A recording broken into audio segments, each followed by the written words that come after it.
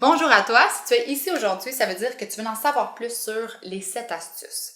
Ça veut aussi dire que tu veux prendre soin de ta santé mentale, que tu veux en faire une priorité dans ta vie.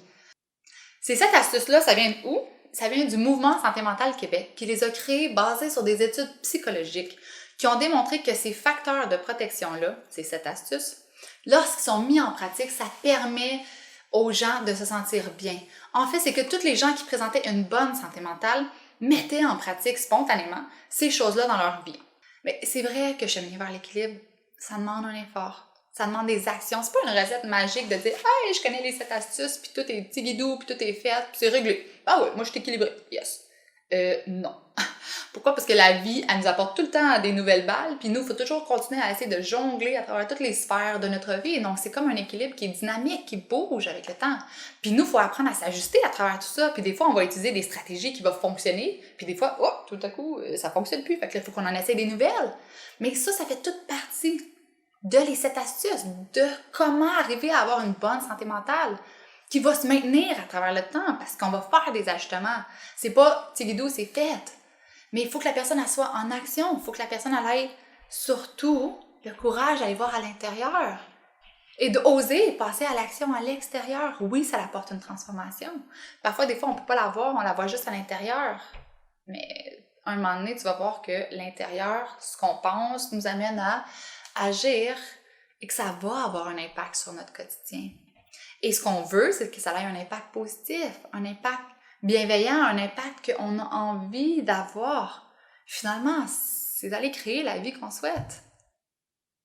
Moi, il y a 4 ans, ma vie, c'était un cauchemar. J'avais en tête la famille parfaite, puis c'était un vrai cauchemar ce que je vivais. Que ce soit avec mon mari, avec mes enfants, avec moi-même, avec mes amis. J'étais pas bien. Il y avait plus que juste une chose qui faisait que j'allais pas bien. J'avais besoin de prendre le temps d'aller voir qu'est-ce qui faisait que j'allais pas bien.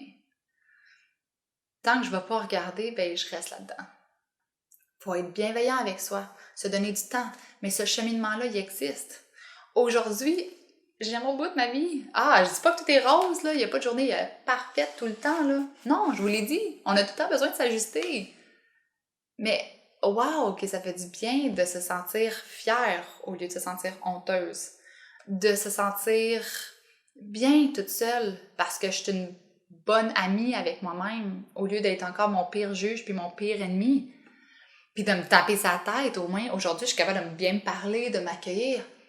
Ça fait du bien de ne pas avoir besoin de fuir mes émotions puis au contraire juste les accueillir, les décoder. D'apprendre à mieux communiquer avec les autres, d'exprimer puis de mettre mes limites, de nommer mes besoins. C'est pas des choses, c'est la vie, mais c'est pas des choses qu'on apprend nécessairement. Puis moi, je veux que ça soit accessible à tout le monde. Je veux que tout le monde puisse pouvoir m'en entendre parler de ça parce que je trouve que c'est tellement important.